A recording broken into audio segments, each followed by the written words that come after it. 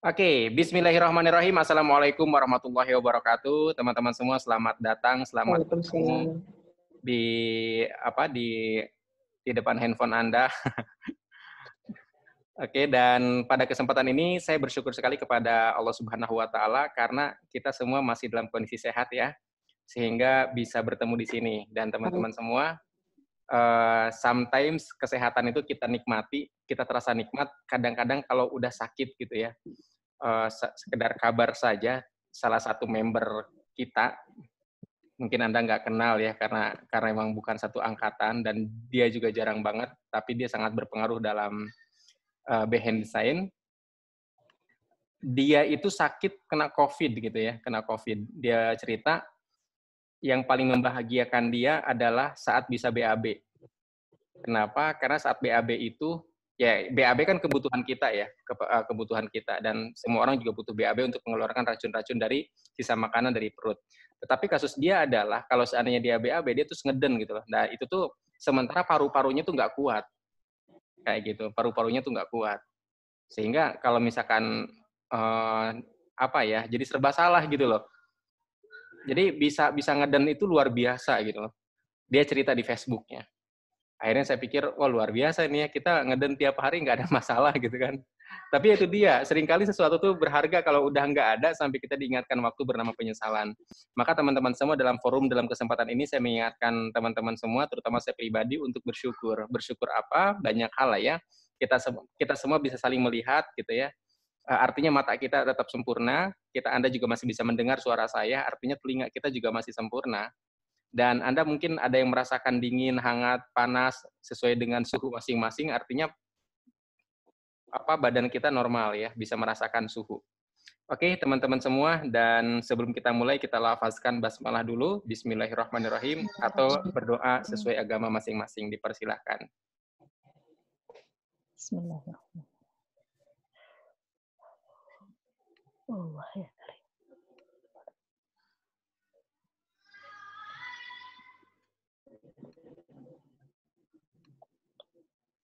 Oke.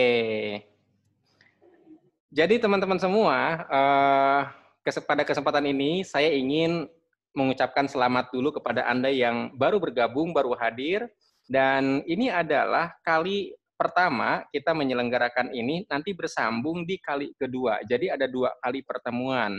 Pertemuan pertama membahas 3 bahasa pikiran, itu hanya 1 atau 2, nanti sisanya itu di pertemuan selanjutnya. Karena memang 3 bahasa pikiran walaupun cuma 3, itu saya harus ngejelasin secara rinci, biar Anda paham, biar Anda kemudian bisa mempraktekkan dalam kehidupan sehari-hari. Jadi benar-benar ini materi mendukung buku ini, Makanya kalau seandainya Anda belum punya buku ini, lalu ngikutin di sini ngikutin seminar ini, itu kayak Anda nggak bisa ngulang lagi gitu loh.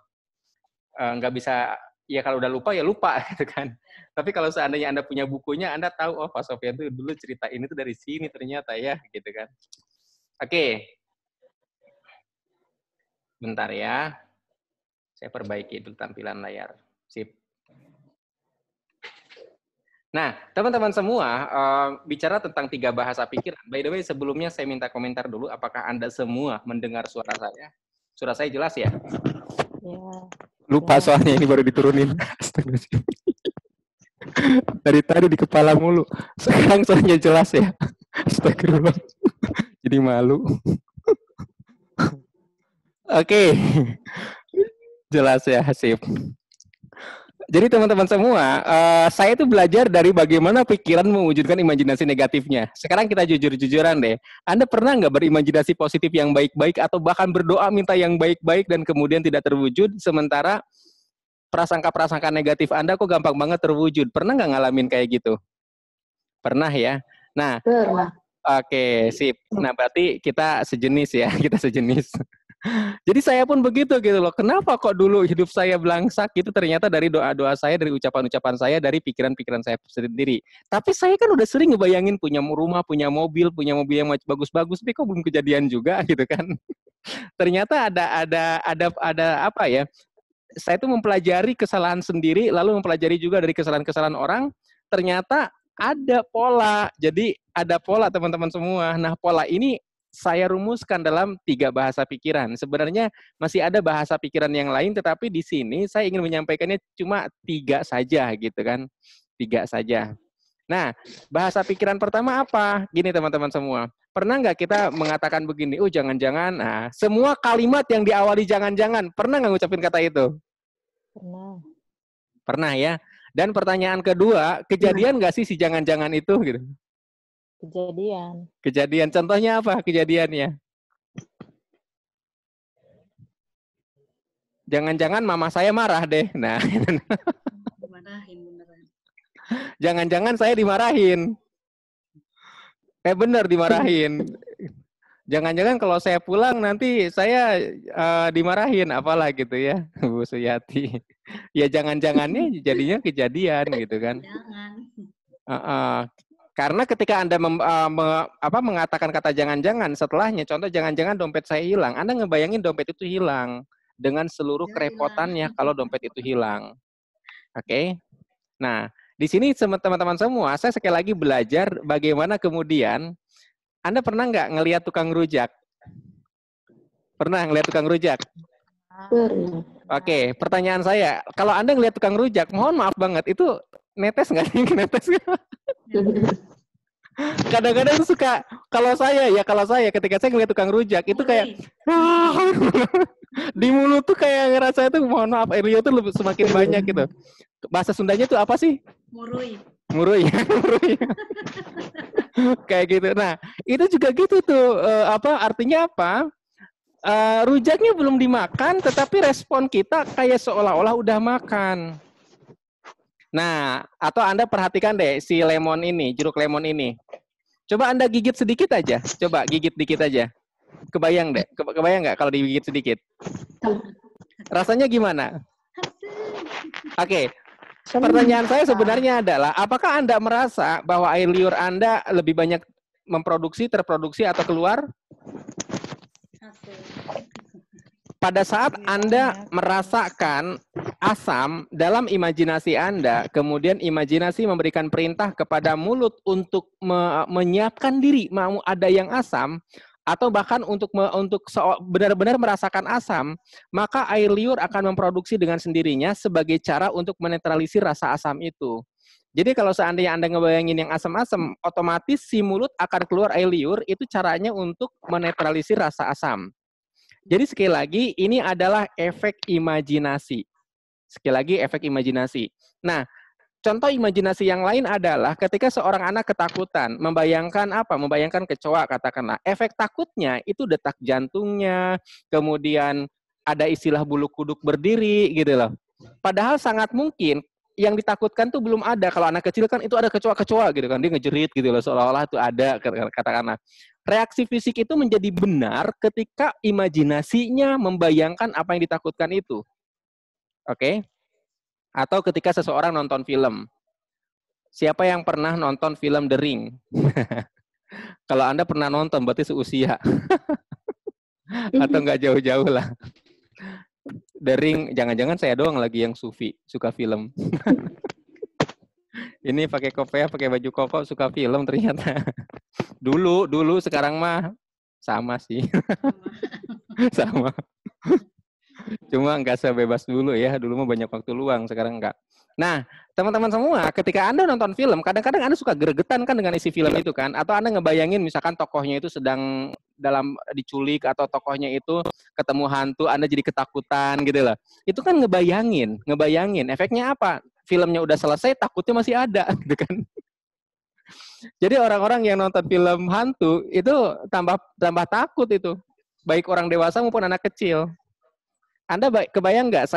Sekarang saya sedang ngelihat layar laptop dalam film The Ring itu ada tangan keluar dari laptop. Itu kan horor banget itu.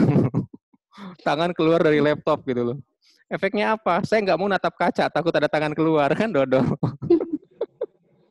Kayak gitu. Kenapa? Karena imajinasi, sekali lagi, imajinasi. Nah, dengan kata lain teman-teman semua, bahasa pikiran yang pertama itu imajinasi.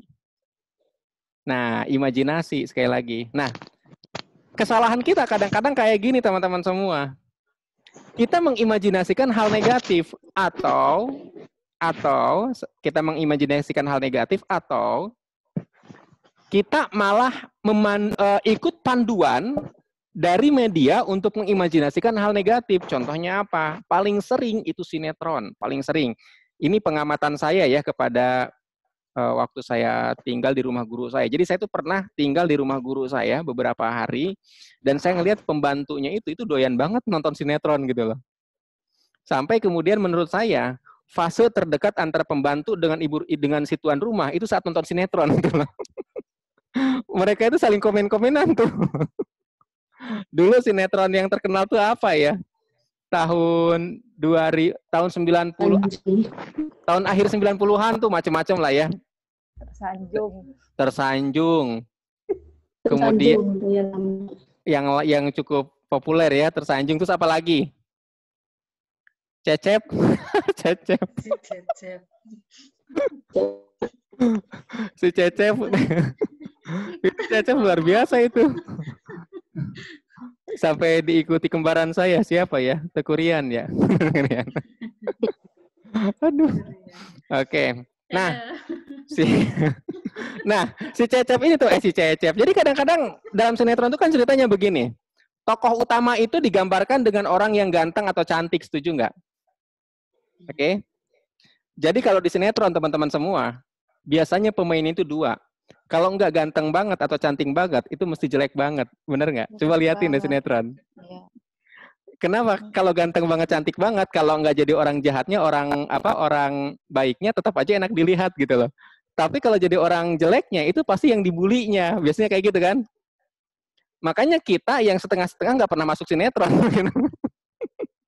Karena dibilang cakep banget enggak, jelek banget juga nggak mau kan? Makanya setengah-setengah kita mah ya. Oke. Nah, dalam cerita sinetron itu seringkali tokoh utama itu kalau enggak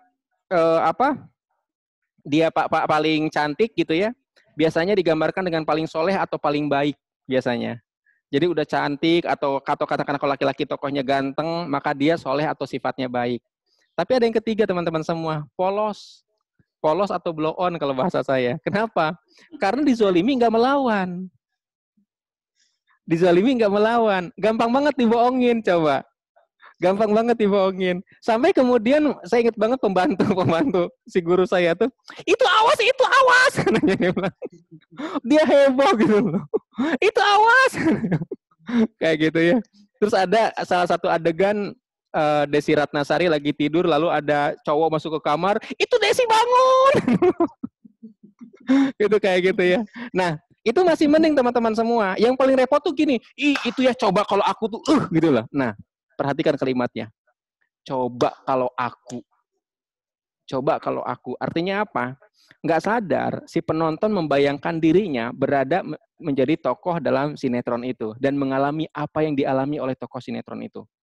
Dan yang dialami tokoh sinetron itu adalah sesuatu kezaliman. Tapi kemudian dia mengatakan, coba ya kalau aku. Pernah nggak kayak gitu? Dan nggak sadar teman-teman semua, dampaknya apa? Kehidupan yang nonton itu mirip banget dengan kehidupan sinetron. Anda boleh cek. Nah, yang paling sering teman-teman lagu. Mungkin Anda pernah dengar lagu ini, Cinta Satu Malam. Cinta Satu Malam, ayo tes. Siapa yang masih ingat? Siapa penyanyinya? Gotik. Bukan, salah. Wah, ini ketahuan, nggak tahu dia. Coba Cinta Satu Malam. Ada yang tahu? Oh, Melinda. Iya, Melinda. 100. Kok saya jadi tahu ya? Aduh, malu nih. Udah suka film, suka lagu pula. Aduh nih. Oke, tapi itu dulu waktu saya masih imut-imut. Lanjut.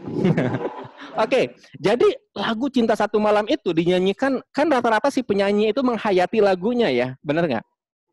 Menghayati lagunya. Dan Cinta Satu Malam dinyanyikan oleh seorang Melinda. Ini buat pelajaran kita ya, ini sejarah buat pelajaran kita. Dan ternyata Melinda itu nikah siri oleh salah satu pejabat.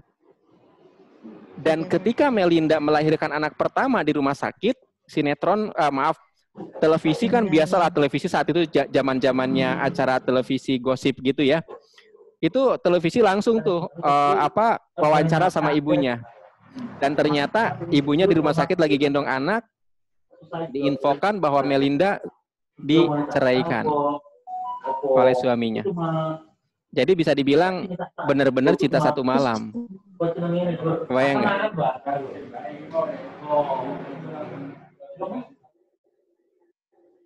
Jadi benar-benar cinta satu malam walaupun nggak satu malam persis gitu ya. Tapi poinnya apa? Setiap penyanyi itu mereka mengalami apa yang mereka nyanyikan.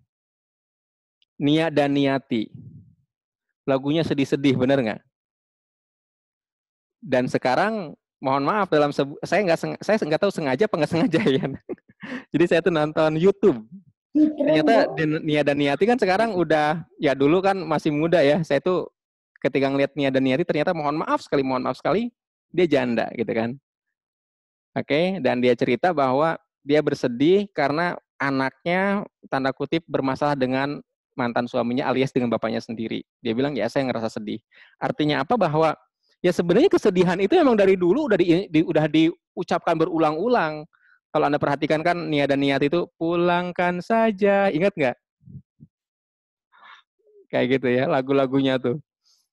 Nah, berulang-ulang diucapkan dan setiap penyanyi itu harus menghayati isi lagunya, akhirnya apa? Mereka mengalami. Oke, kenapa? Karena mengimajinasikan teman-teman semua, mengimajinasikan penghayatan itu mengimajinasikan, seolah-olah mengalami itu. Kebayang nggak? Artinya teman-teman semua ini pernah kejadian juga. Ada teman saya, dulu saya tuh bisnis Tiansi dulu itu, saya punya downline. Downline saya itu anak SMA. Saya kuliah, downline saya anak SMA. Anak SMA ini cerita ke saya setelah dia lulus ya. Pak Sofyan, apakah saya perlu membuang nomor handphone ini? Kenapa? Saya bilang. Dia bilang, karena omnya teman itu ngontak saya mulu, katanya. Ngontak saya terus, ngajak ketemuan. Sementara si om ini udah punya istri. Istrinya ini ya ini bibinya teman saya, gitu kan. Jadi dia om kan. Lagi hamil besar katanya. Tapi ini ngajak ketemuan. Ini kan udah mulai nggak bener kan? Nah, dia cerita lagi. Jadi ketika pernikahan si om temannya ini, dia diundang oleh temannya untuk menghadiri pernikahan bibinya, yaitu ya si om ini ketemuan ya. Pada saat salaman itu, si omnya cerita sebagai mempelai pria, dia ngomong gini, kenapa kita ketemu sekarang? Coba kalau ketemu dulu, ini kan udah bukan buaya lagi nih, biawak, biawak, komodo ini mah, komodo. Jadi, aduh nggak sopan banget kan ngomong gitu di pelaminan ke tamu perempuan kan. Nah, akhirnya karena sering dikontak mulu gitu kan, dia nanya, ini apakah perlu saya buang nomor ini gitu. Akhirnya saya ingat dengan lagu saat itu teman-teman semua. Lagu saat itu tuh yang lagi populer tuh ini, Merpati Putih. Judulnya itu Tak Selamanya Titik-Titik Itu Indah. Anda pernah tahu nggak lagu itu? Pernah tahu nggak? Kalau enggak, saya mau ngasih tahu. Hafal, Bapak. Apa? Kalau hafal justru ini mencurigakan nih kalau hafal nih. Saya buka ya.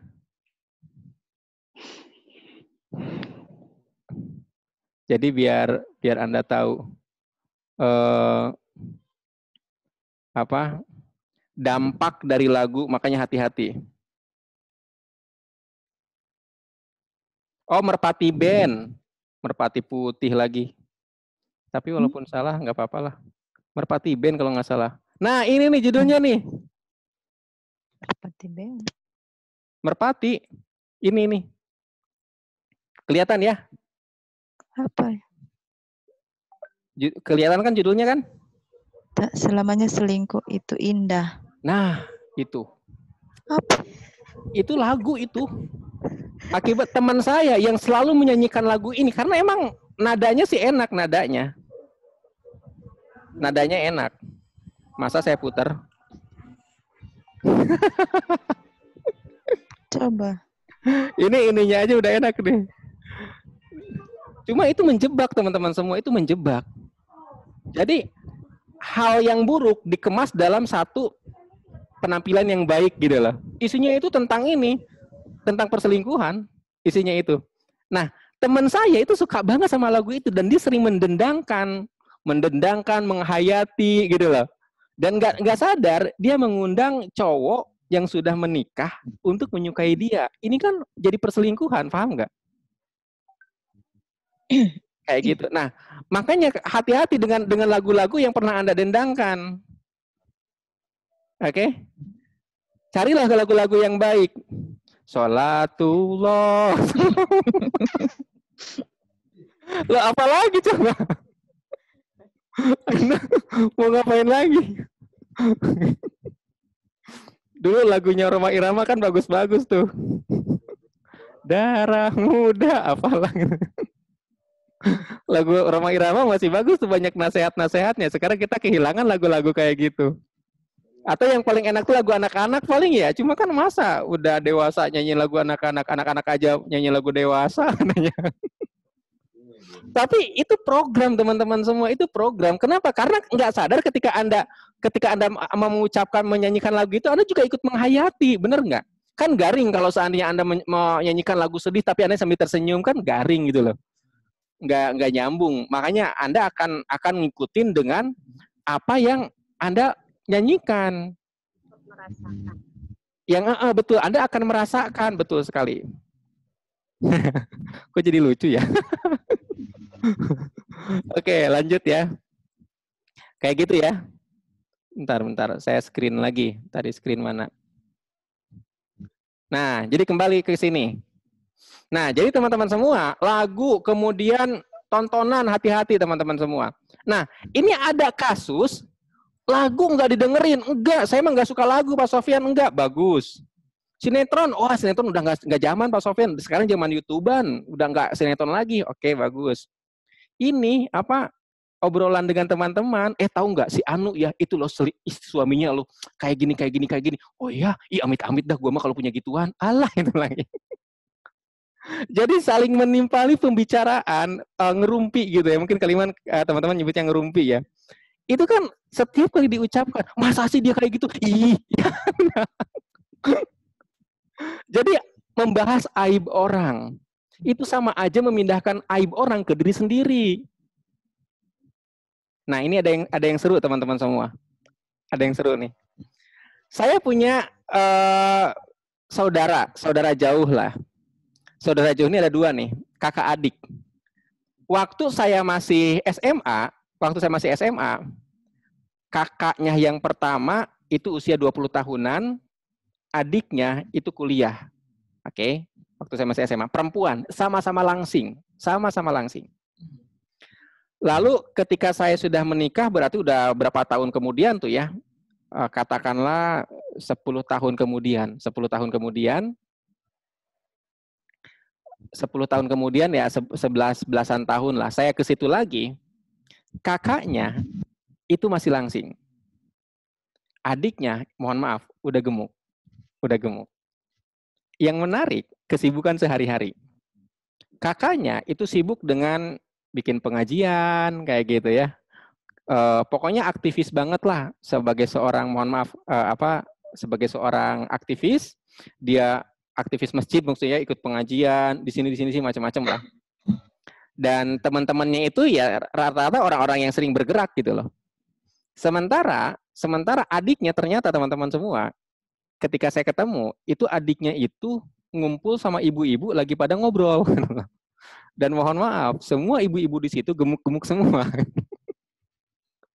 Jadi ketika Anda punya teman, punya penghasilan 10 juta sebulan, Anda lama-lama akan mengimajinasikan punya penghasilan segitu. Itu otomatis. Makanya kalau misalkan ada seorang suami punya teman yang punya sepeda mahal, dia akan pengen punya sepeda yang mahal juga. Benar ya? Anak-anak juga gitu. Jangan suami lah, anak-anak.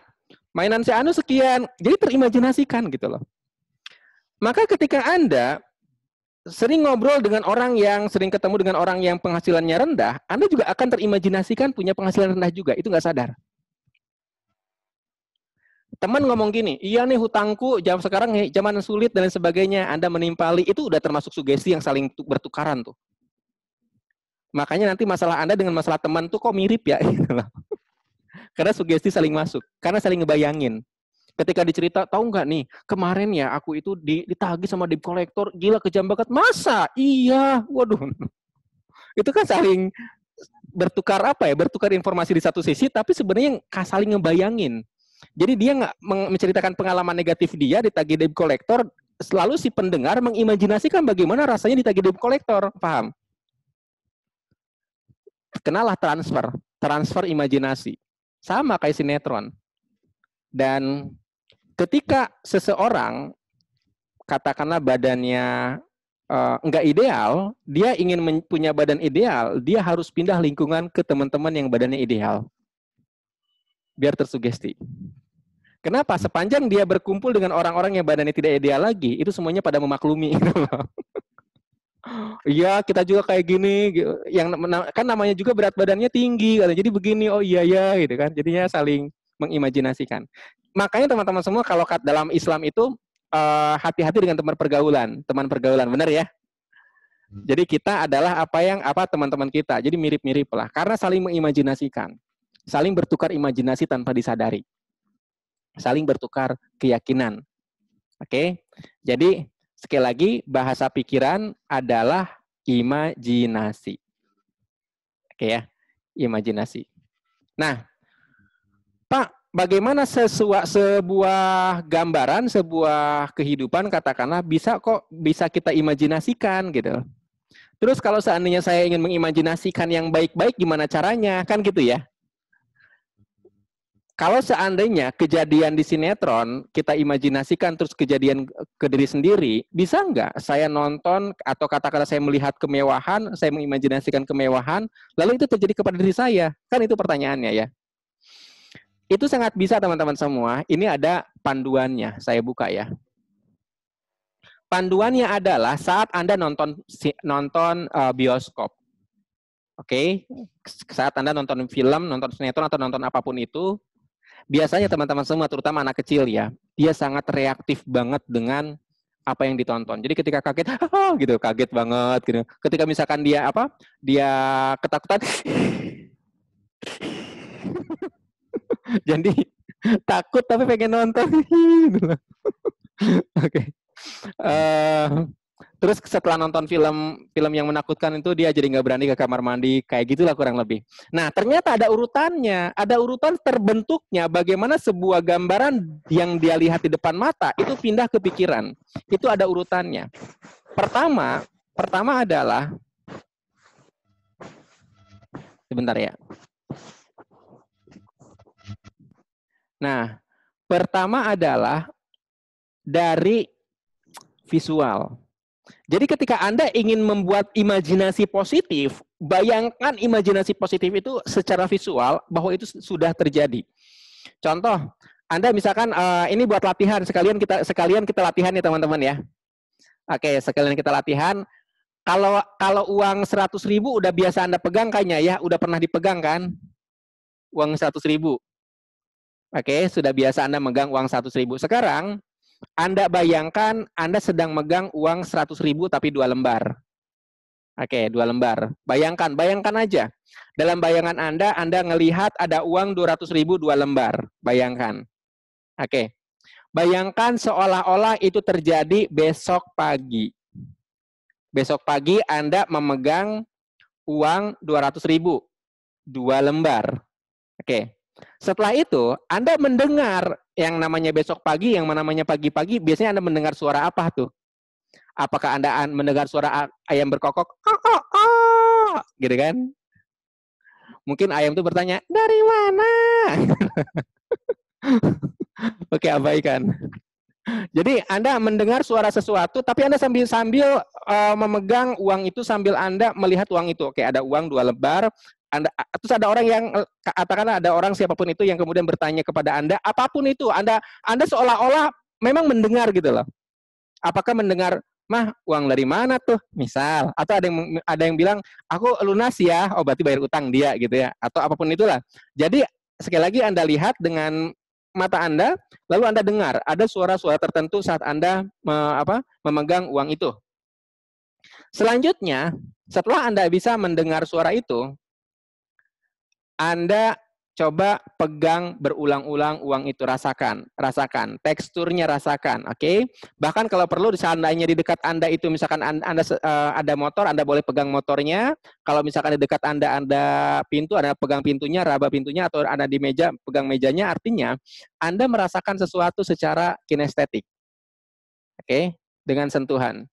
Anda merasakan sesuatu dengan kinestetik. Jadi yang Anda rasakan adalah visual, penglihatan, auditori, pendengaran, kemudian kinestetik juga Anda bisa merasakannya.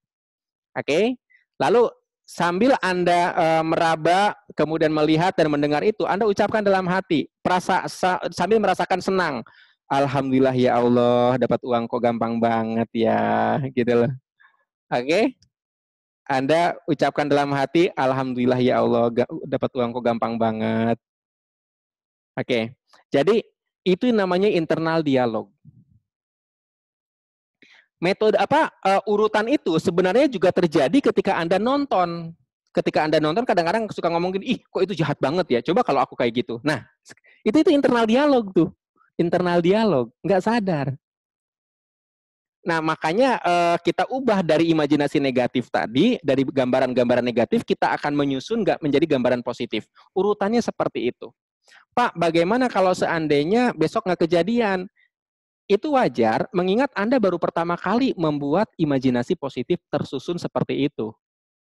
Yang namanya baru pertama kali, apakah mesti langsung terjadi?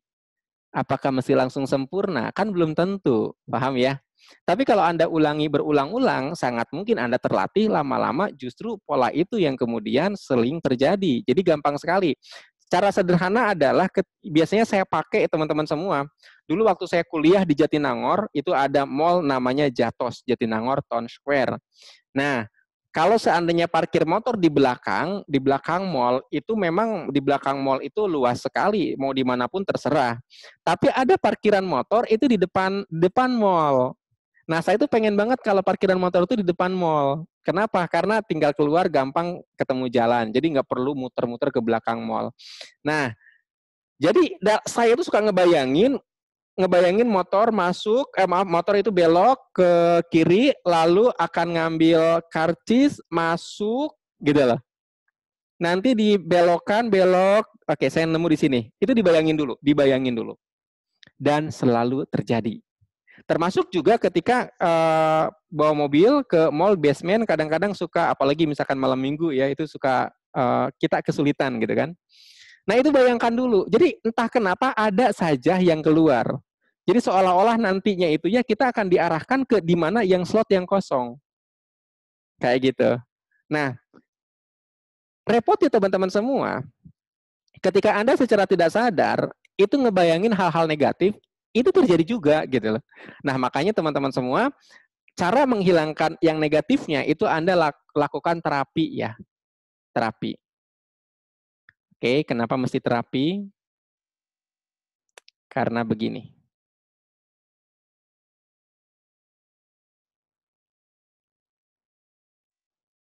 Nah,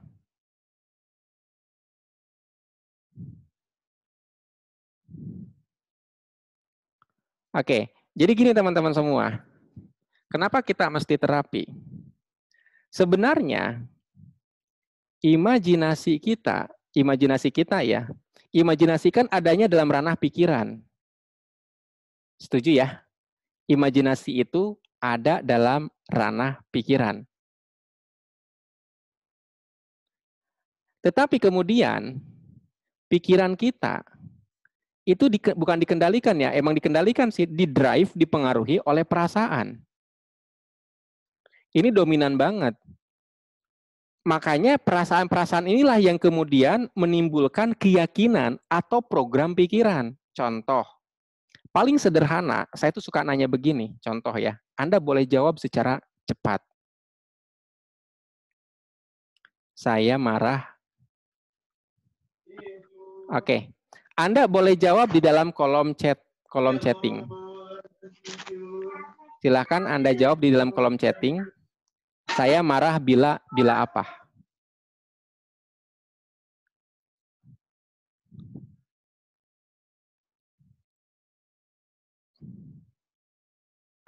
Saya marah bila dibohongi. Saya marah bila dicaci. Oke, perhatikan. Perhatikan jawaban Anda. Saya marah bila dibohongi. Saya tulis di sini nih.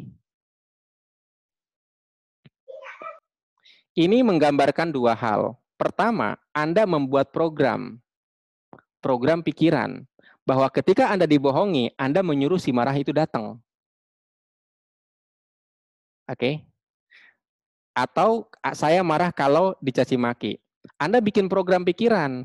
Anda menyetel program pikiran Anda. Ketika dicaci maki, Anda akan marah. Fisik Anda akan marah. Akan mengeluarkan seluruh amarah Anda. Itu program. Sekali lagi, ini adalah bukti bahwa pikiran Anda, imajinasi Anda dikendalikan oleh perasaan. Saya marah bila tidak dihargai. Saya marah bila terganggu. Saya marah bila diremehkan. Itu semua adalah program. Oke? Nah, yang kedua, ketika Anda mengatakan saya marah bila dibohongi, nggak sadar Anda membayangkan dibohongi itu seperti apa. Benar nggak? Anda justru mengimajinasikan dibohongi. Saya marah bila sudah ditunggu tidak datang atau telat. Berarti Anda ngebayangin. Ngebayangin momen itu. Benar kan? Makanya entah kenapa Anda ketemu dengan orang-orang yang sudah ditunggu telat datang. Berulang kayak gitu. Atau saya marah bila tidak dihargai. Entah kenapa Anda ngebayangin diri Anda tidak dihargai dan Anda akan mengalami situasi di mana Anda tidak dihargai lagi. Itu adalah program. Itu baru saya marah bila. Sekarang bagaimana kalau saya sedih bila, saya takut bila, saya menyesal bila, dan entah kenapa Anda pasti punya program-program itu. Itu semua adalah program negatif. Dengan kata lain, nggak sadar Anda justru mengimajinasikan hal-hal negatif. Maka ini selaras dengan kehidupan kita. Lucunya, hal yang berbeda kalau saya tanya. Saya merasa kaya bila. Jawab di kolom komentar. Saya merasa kaya bila. Oke, jawabannya apa?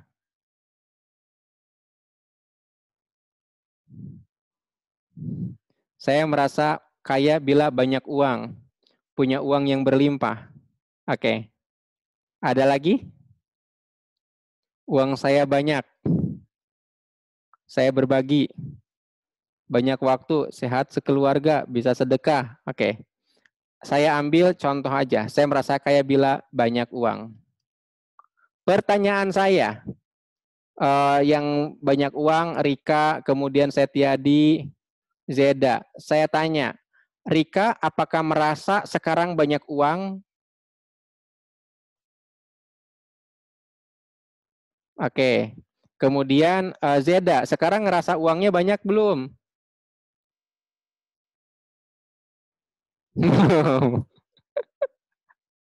Nggak apa-apa, sebenarnya ini gambaran banyak orang juga begini sebenarnya. Bukan hanya seorang Zeda doang, dulu juga saya begini. Saya merasa kaya bila banyak uang. Bila tidak, belum banyak uang, saya merasa, benar nggak kalimat ini? Iya kan? Dan ketika realitas yang dialami adalah belum banyak uang, maka sepanjang itu pula Anda merasa miskin. Aku juga merasa.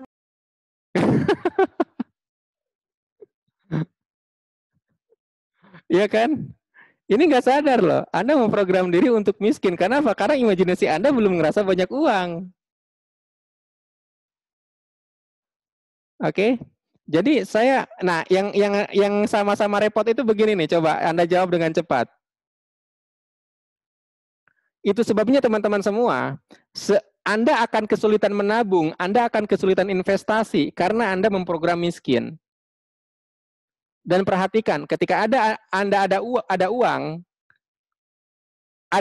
tapi kemudian ada hutang, kadang-kadang orang tuh menunda bayar hutang. Kenapa? Karena ngerasa kalau aku bayar hutang nanti nggak cukup buat ini. Coba cek deh. Perasaan nggak cukupnya itu udah mengakar banget karena emang diprogram untuk miskin. Seolah-olah uang itu tidak akan pernah nambah lagi. Oke. Padahal kalau seandainya begini teman-teman semua, kalau seandainya begini, aku punya uang 5 juta, aku bayar utang 4 juta. Terus buat kamu mana? Ntar ada lagi. Nah, itu kan beda keyakinannya, ya kan? Ntar ada lagi gitu loh. Beda. Atau Anda bersedekah. Anda bersedekah. Kenapa Anda bersedekah? Buat Anda gimana? Berkurang nggak? Enggak, ntar ada lagi. Beda ya. Ntar juga ada lagi, ya kan? Tapi kalau Anda menahan uang, tidak mau bersedekah, tidak mau membayar hutang, tidak mau memenuhi nafkah orang lain, keluarga katakanlah, Anda berpikir bahwa uang ini tidak akan nambah lagi. Makanya ketika uang semakin dipakai semakin sedikit, Anda semakin sesak nafas. Karena ngerasa nggak akan nambah lagi. Karena nggak sadar, itu karena memprogram. Anda mengimajinasikan perasaan miskin dari awal. Dan itu udah cukup lama. Maka ketika Anda ada sebuah peluang pengen dapat uang sekian miliar, katakanlah dari goal jualan tanah nilainya sekian, nggak terhubung ke Anda, enggak. Karena Anda kan memprogram miskin, Anda mah bukan orang kaya, nggak layak untuk dapat miliaran. Jualannya jangan jualan tanah, jualan tempe, yang untungnya receh, nah itu gitu loh. Karena sekali lagi programnya miskin. Maka penting teman-teman semua, sebelum Anda ingin pengen kekayaan, sebelum Anda jualan, Anda mau jualan apapun deh, bikin program dulu, program kaya dulu. Makanya teman-teman Anda yang pengen jualan, pengen sukses, suruh beli buku ini dulu. Ikutkan ke sini, biar dia ngerti, di program di pikiran dulu, gitu kan. Nah, sekarang saya tanya lagi. Saya merasa bahagia bila apa? Jawab cepat, nggak usah mikir. Banyak uang lagi. Oke, mohon maaf ya, Anda mikir saya minum. Ini air jahe. Mohon maaf saya minum sendirian.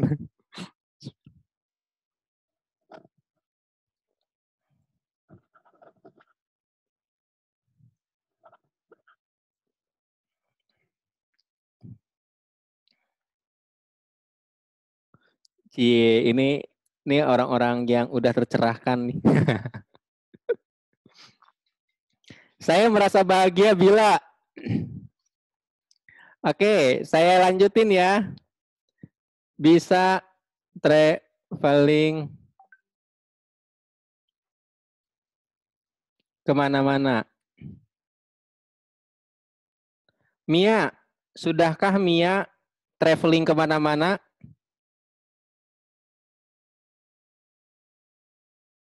Mia, tolong dijawab, apakah Mia sudah traveling kemana-mana?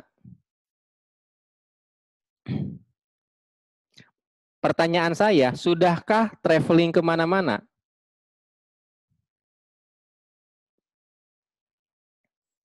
Oke, kalau sudah berarti bahagia. Tapi pertanyaan saya, dengan kalimat bisa traveling kemana-mana, apakah ini sudah tercapai? Apakah ini sudah tercapai?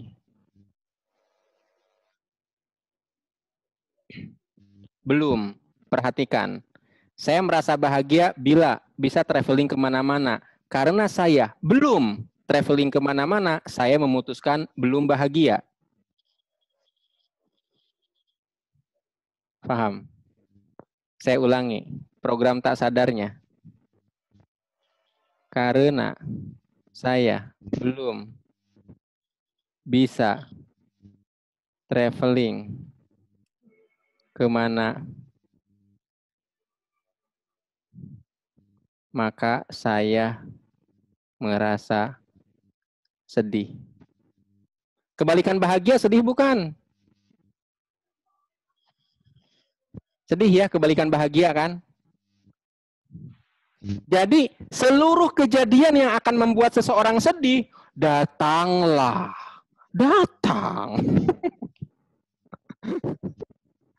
Jadi Anda nggak perlu jadi dukun, nggak perlu untuk ngundang hantu.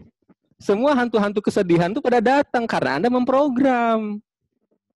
Punya suami bikin sedih, punya anak bikin sedih, punya orang tua bikin sedih, punya kakak bikin sedih, punya orang tua bikin sedih, punya teman kok bikin saya sedih. Kenapa sedih? Dia sukses, saya enggak. Iya, karena diprogram sedih.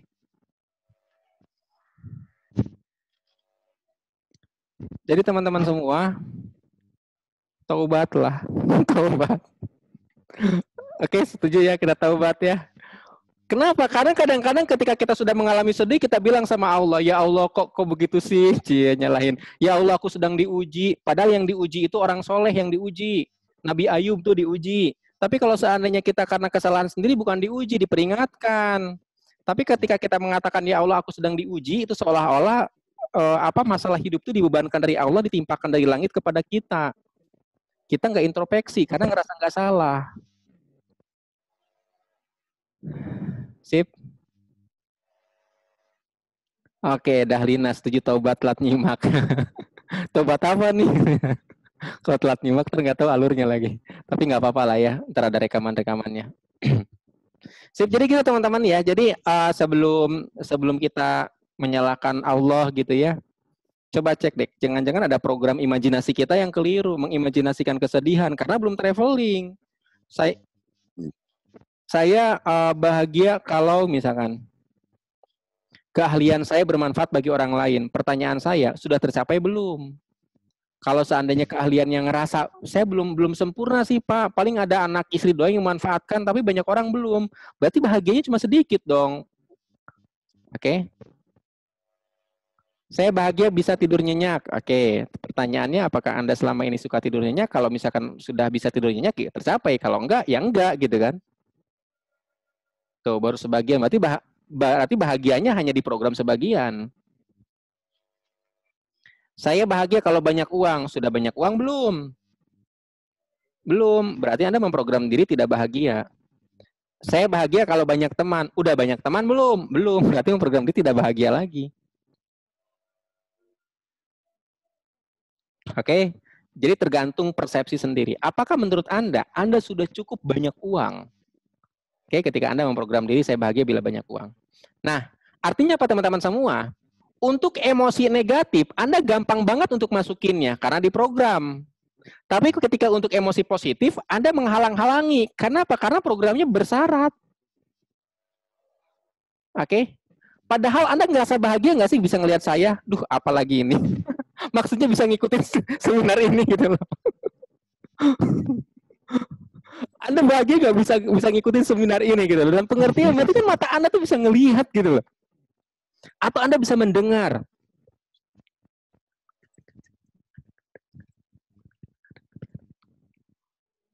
Anda dengar nggak saya ngomong barusan? Dengar apa? Saya kan nggak ngomong apa-apa, nggak bersuara. Yang hitam tadi. Maksud saya tuh, bagaimana kalau seandainya saya tetap, tadi itu saya ngomong, tapi suara Anda nggak bisa dengar, kan ngeri loh dicabut sama Allah, bener nggak? Yang repot tuh gini teman-teman semua. Yang repot itu, saya tuh demi Allah saya tuh ngerasa bersyukur bisa ngelihat. Contoh nih ya, jadi ini pengalaman saya waktu saya kuliah. Nih jujur aja, saya juga pernah iri gitu loh. Teman-teman saya, walaupun tidak semua teman sebenarnya ya, tidak semua teman. Itu kan ada yang pakai motor ke kampusnya ya, ada yang pakai mobil gitu loh. Lah saya sepatu aja pinjam ke teman. Sepatu aja pinjam teman gitu loh. Saya pernah punya sepatu hilang gitu kan. Ya di Jatinangor dulu lah ya. Terus saya juga pernah dikasih sepatu sama saudara gitu kan. Ya artinya ya Allah saya sepatu aja harus begini gitu loh. Kalau sepatu dikasih kan ukurannya terserah yang ngasih. Saya pernah tuh di pinggir jalan raya di Jatinangor tuh kan lagi macet. Saya mau nyebrang tapi saya tertahan dulu karena ada mobil. Ternyata sepatu bagian depan saya itu kelindes sedan gitu. Dan lucunya itu saya nggak ngerasa. Tahu-tahu sepatu bagian belakang saya ngangkat. Ternyata sepatu saya kepanjangan. Jadi kesadaran saya bahwa sepatu panjang itu karena sepatunya kepanjangan, jadi saya nggak ngerasa gitu. Nah, kembali ke itu. Jadi saya pun pernah iri teman-teman semua. Tetapi kemudian saya ngerasa bersyukur bahwa saya masih bisa jalan kaki. Dan sekarang teman-teman semua, saya ngerasa bersyukur saya bisa ngebedain jarak loh. Jarak jauh dan jarak dekat. Itu menurut saya itu karunia yang paling besar yang Allah berikan kepada saya.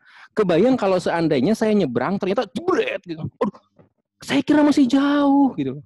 Kebayang nggak? Anda nyebrang nggak taunya ketabrak. Dan Anda mengatakan saya kira masih jauh. Itu ngeri loh. Untung Anda bisa membedakan jarak jauh dan jarak dekat. Lebih mengerikan lagi kalau ngelihat orang itu kok kayak istri sendiri. Ngeri banget. Astagfirullah. Untung kita bisa ngebedain rupa gitu loh. Mana istri sendiri, mana istri orang. Bisa membedakan wajah gitu loh. Kenapa? Karena saya pribadi kalau ngelihat segerombolan domba itu nggak bisa ngebedain. Kayaknya sama-sama domba gitu loh. Tapi kan si domba itu pada tahu mana pasangannya. Artinya kalau seandainya karunia ini dicabut, kejelian kita ngelihat perbedaan warna, perbedaan bentuk, ke hal-hal kecil, kalau itu dicabut itu mengerikan. Dengan kata lain, sebenarnya banyak alasan untuk bahagia. Setuju nggak? Oke. Silahkan tuh mau menidurkan kakek si kakeknya. Nah, sekarang bagaimana kita tadi itu ya? Tadi tuh pertanyaannya bagaimana memprogramnya? Oke, nanti ya. Tetapi poinnya ini lebih kepada imajinasi dulu ya. Nah, ini teman-teman semua.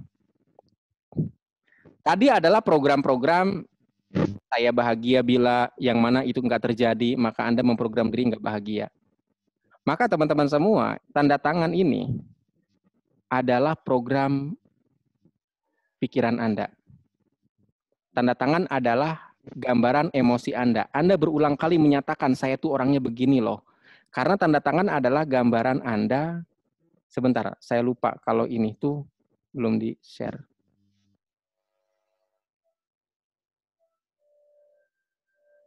Kita kembali ke sini, ke slide. Nah, tadi ada program-program yang bisa kita kenali dengan cara dialog. Saya bahagia bila, oke. Itu program bisa kita kenali lewat dialog.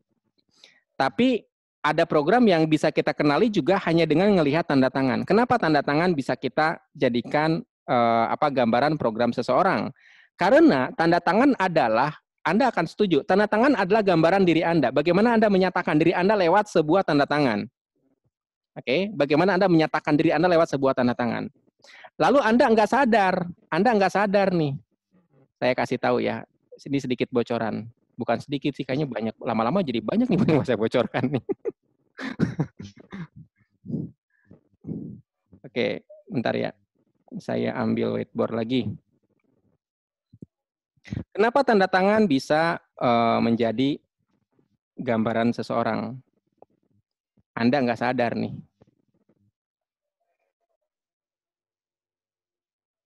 Setuju nggak kalau seandainya ini saya sebut sebagai kiri? Setuju nggak? Oke. Lalu ini kanan. Lalu ini atas. Dan ini adalah bawah. Oke. Ini Anda nggak bilang setuju juga saya udah tahu Anda setuju. Bahwa ini adalah kiri, ini kanan, ini atas, ini bawah. Lalu ngomongin atas, itu kita ingat dengan gantungkan cita-cita setinggi apa? Jawabannya, setinggi langit. Jadi atas itu adalah langit. Tapi dia juga bisa bermakna cita-cita atau imajinasi. Maka ketika ada sebuah tanda tangan yang tinggi, artinya orangnya punya imajinasi yang tinggi, punya cita-cita yang tinggi. Oke. Itu kalau orang tanda tangannya tinggi. Lalu ini adalah ke bawah nih. Orang kalau seandainya kita sebut, misalkan nih kita sebut bahwa ini adalah tanah, kita sebut ini tanah, maka apa yang ada di balik tanah berarti apa yang dikubur, setuju nggak? Apa yang ada di balik tanah adalah apa yang dikubur. Pertanyaan saya, kalau sesuatu dikubur, itu sesuatu yang dianggap baik apa dianggap tidak baik? Sesuatu yang dikubur, sesuatu yang disembunyikan, itu hal baik atau hal yang tidak baik kira-kira? Anda boleh jawab di kolom chat. Hal baik atau yang tidak baik, yang kurang baik. Berarti kalau ada sebuah tanda tangan, menukik ke bawah, kalau ada sebuah tanda tangan menukik ke bawah, ini adalah perasaan dikubur, perasaan yang ingin disembunyikan. Sampai di situ, paham ya? Enggak sadar, Anda mengucapkan itu berulang-ulang, Anda merasakan itu berulang-ulang lewat goresan tanda tangan, menceritakan itu berulang-ulang. Ada pengalaman-pengalaman yang dianggap tidak baik. Satu di sini, maaf. Oke, di sini nih. Satu lagi di sini.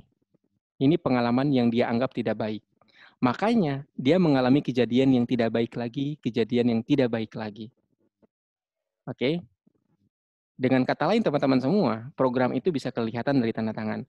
Pak, bagaimana dengan tanda tangan saya? Bagaimana dengan tanda tangan orang tua saya, anak saya, dan sebagainya?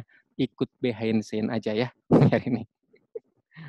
Terus cara ikutnya gimana? Imajinasikan dulu. Oke? Imajinasikan dulu ya. Niatkan dulu.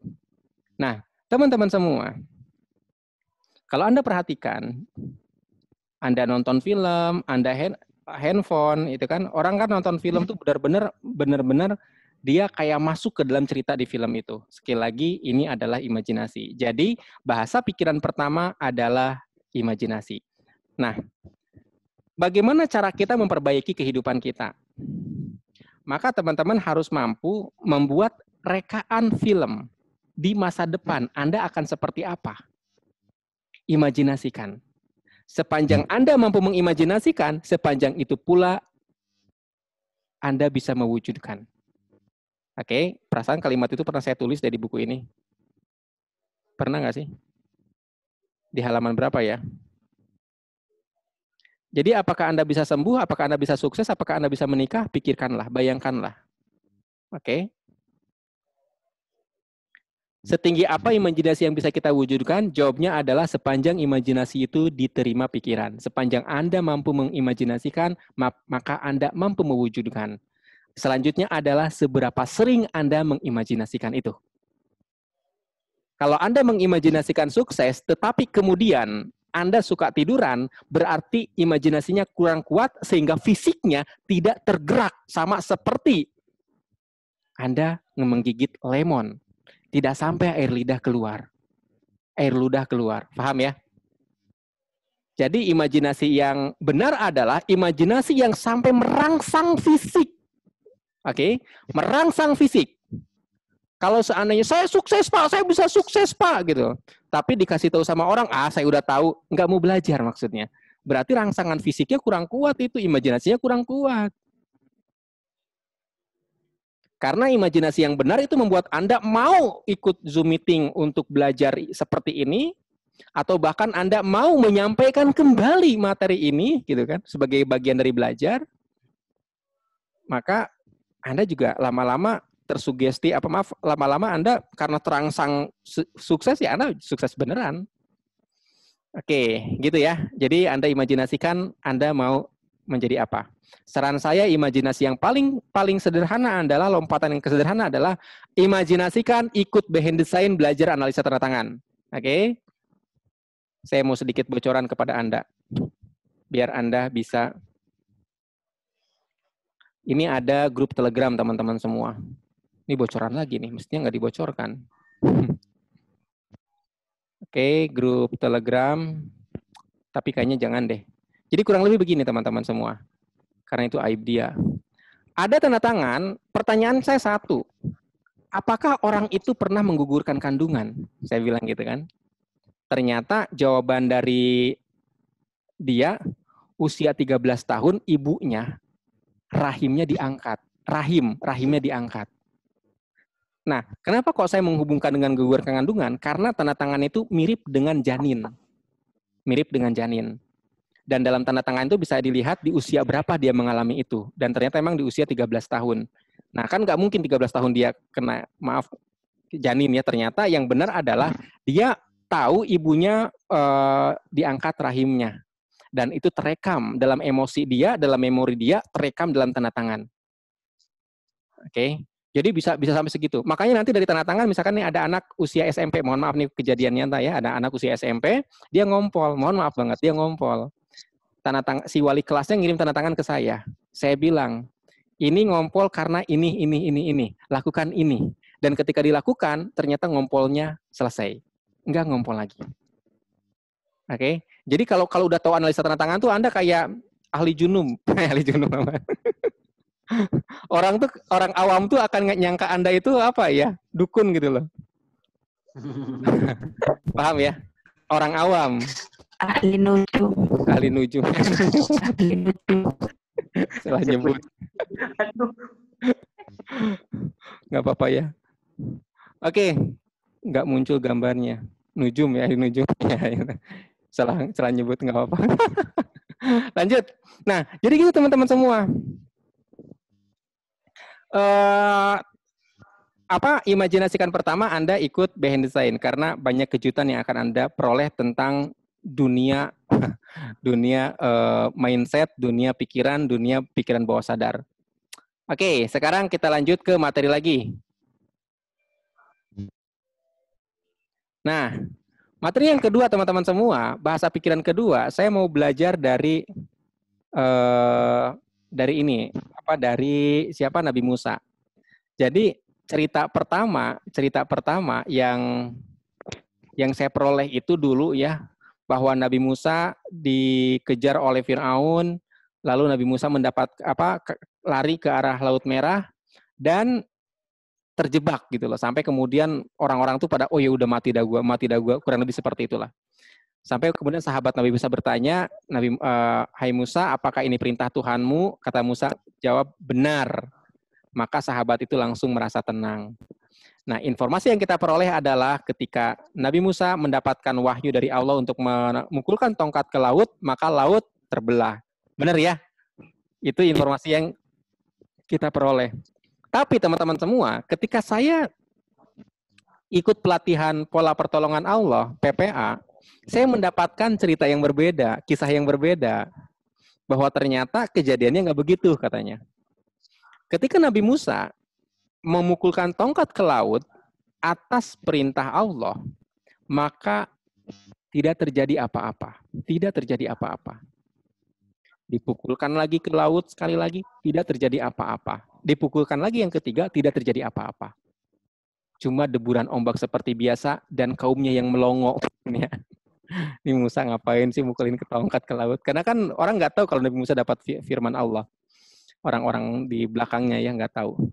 Nah, sampai malaikat Jibril datang.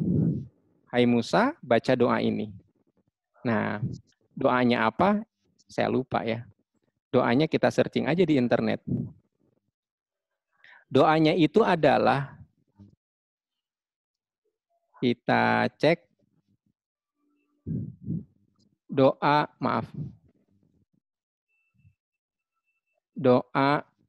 Musa membelah, nah udah ada nih, membelah laut. Oke. Doa Nabi Musa membelah laut. Kita cek. Mana nih?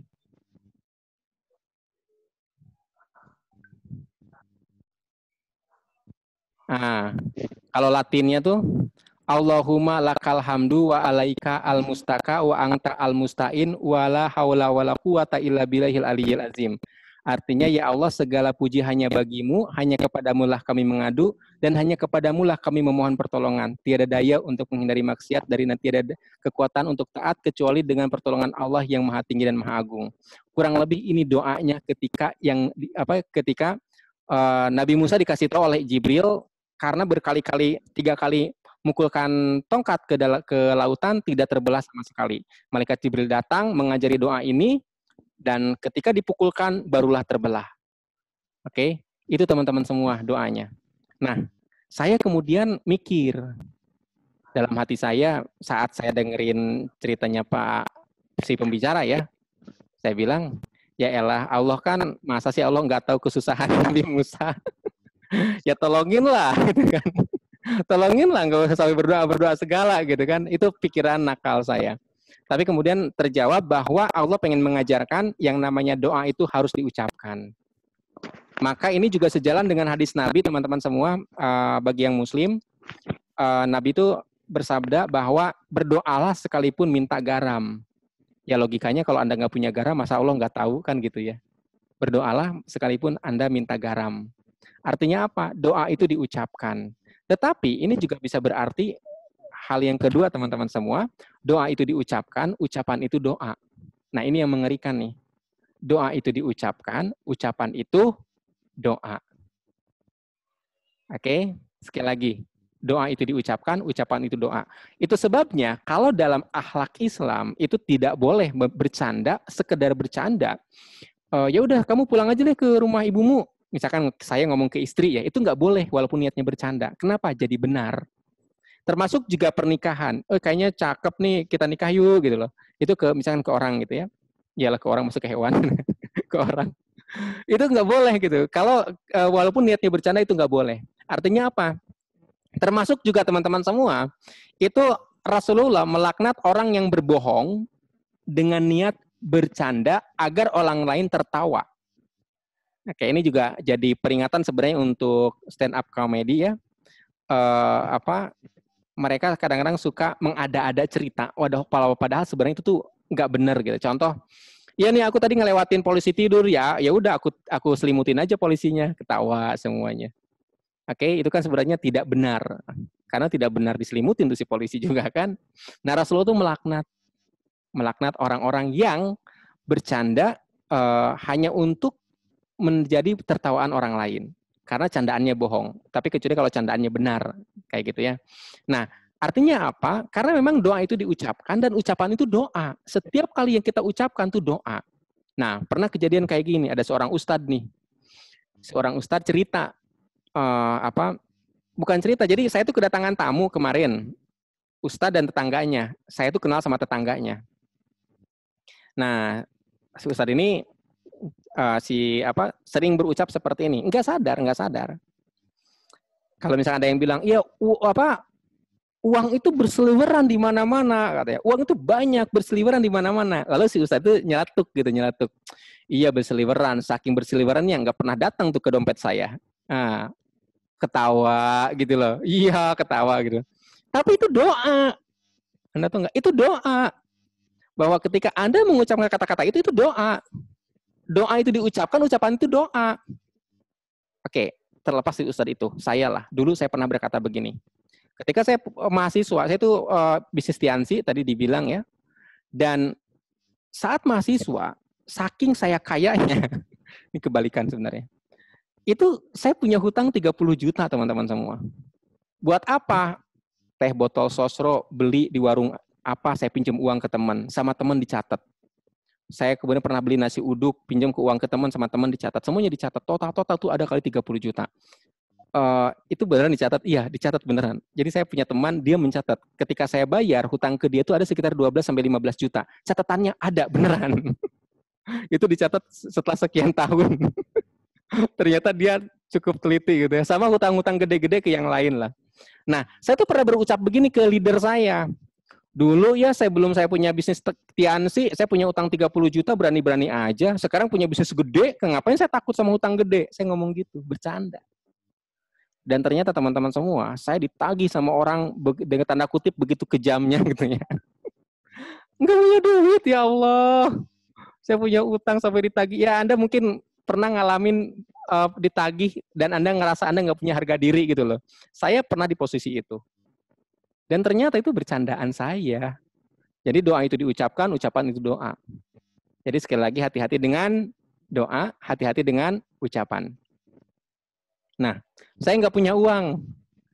Coach, saya joinin nanti ya, sekarang nggak punya uang. Nah, saya nggak punya uang. Itu ucapan, itu doa. Apalagi, ya Allah, Berilah saya kesabaran. Pernah nggak Anda mendengar kata-kata itu? Berilah saya kesabaran. Maksudnya apa? Orang sabar dalam imajinasi kita itu seperti sinetron. Dizolimi nggak bisa melawan. Bener nggak? Sabar. Makanya ketika seseorang minta kesabaran, dalam imajinasinya tergambar ada masalah, tapi dia nggak bisa ngapa-ngapain, ya udah sabar aja.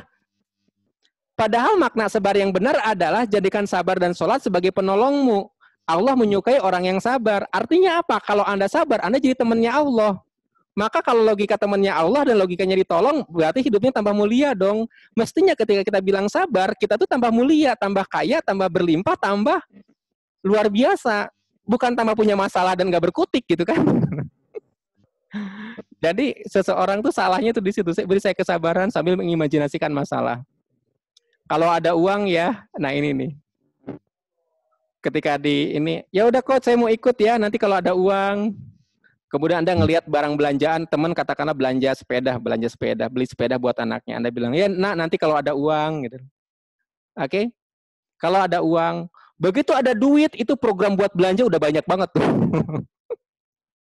Jadi nggak sadar, Anda memprogram untuk menggunakan uang, bukan untuk menginvestasikan uang.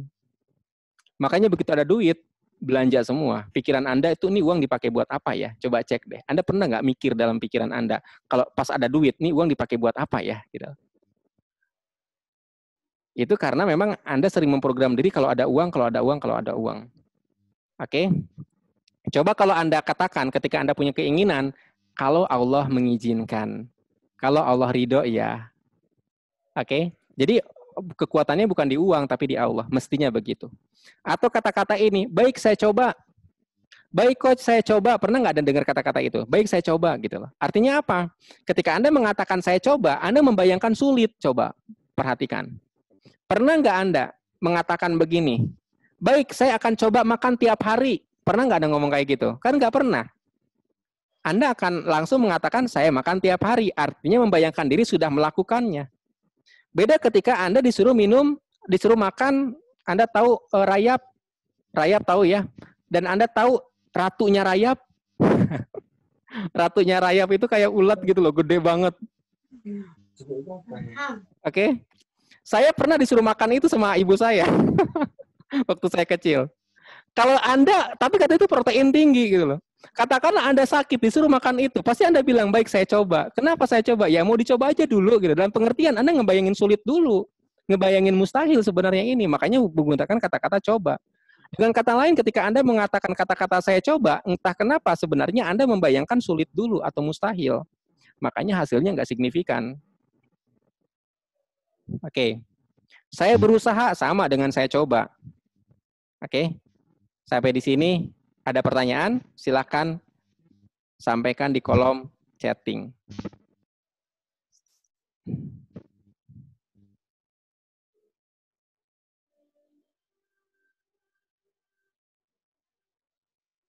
Oke, saya memilih bisa ikut BNCN. Amin.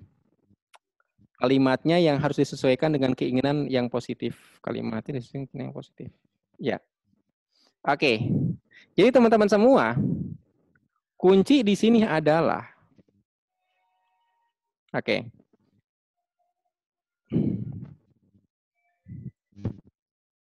Karena ini nggak ada pertanyaan kan? Nggak ada pertanyaan kan? Oke. Sekarang saya lanjutkan.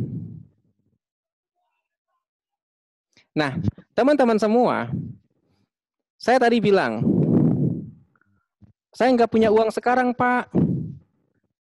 Bagi saya itu doa. Itu harapan Anda di masa depan untuk tidak punya uang. Oke, pertanyaannya mungkin, Pak, tapi kan saya lagi nggak punya uang sekarang. Nah, kita akan bedah konsep sekarang, teman-teman semua.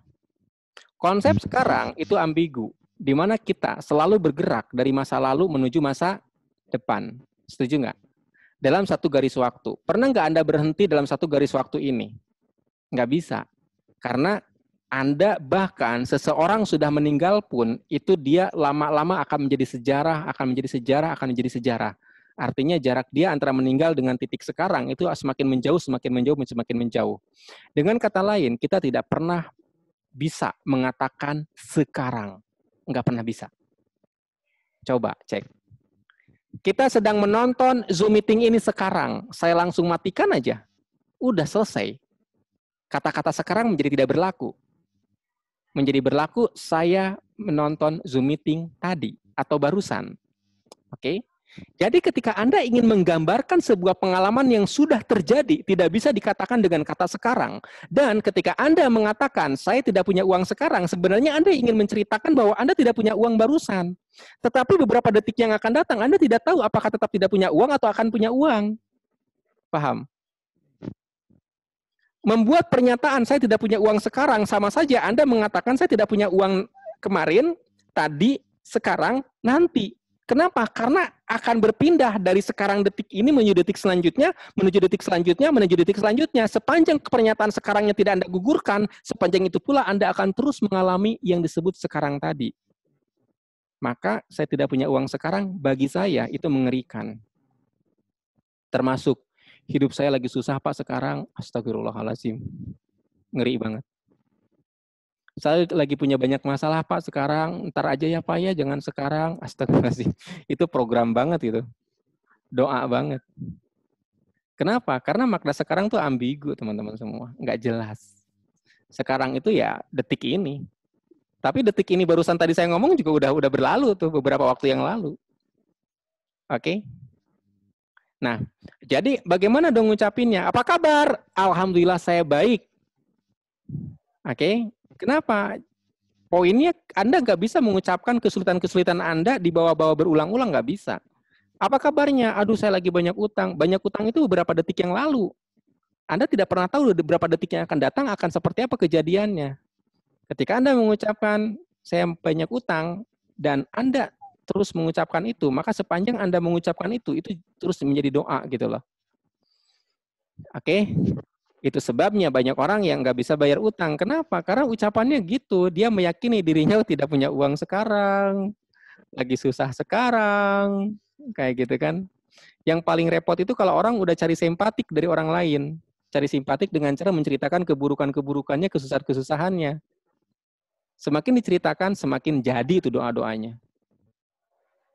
Jadi teman-teman semua, solusinya apa? Ini hukumnya. Anda boleh catat, boleh screenshot. Oke. Ucapkan yang ingin dialami, sebab kita akan selalu mengalami apa yang sudah diucapkan. Ucapkan yang ingin dialami, sebab kita akan selalu mengalami apa yang sudah diucapkan. Itu hukumnya. Sekiranya Anda memang tidak suka dengan pengkhianatan pasangan Anda, jangan ceritakan. Jangan ceritakan. Jangan ceritakan. Sekiranya Anda tidak suka dengan anak Anda yang bandel, yang tidak bisa diatur, yang keras kepala, yang suka melawan, jangan ceritakan. Jangan ceritakan. Setiap kali Anda mengucapkan, Anda akan mengalami. Ceritakannya yang apa dong? Yang baik-baik. Yang baik-baik. Ketika anak Anda katakanlah bandel, Anda bisa ucapkan, Alhamdulillah anak saya sehat. Benar? Alhamdulillah anak saya sehat.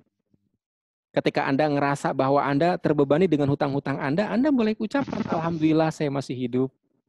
Alhamdulillah Allah masih menjaga kehormatan saya. Alhamdulillah saya masih sehat. Oke, hal-hal baik Anda ceritakan.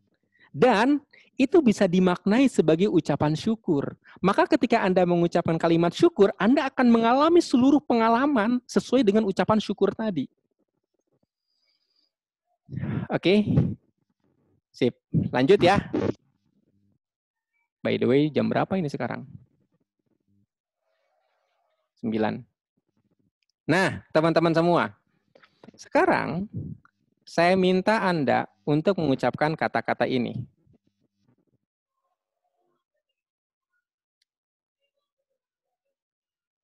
Oke, saya ketik dulu ya.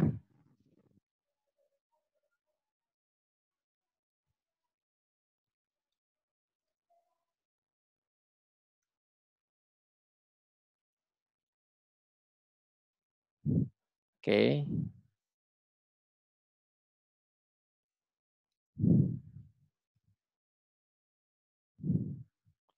Bisa saja saya bahagia.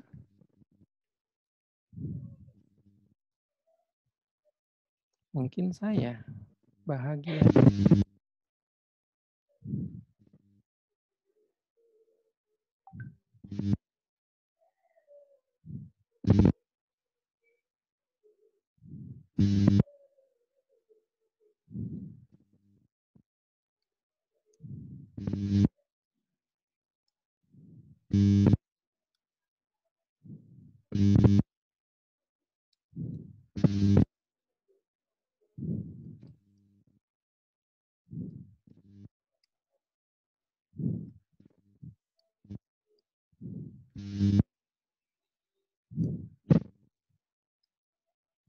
Oke.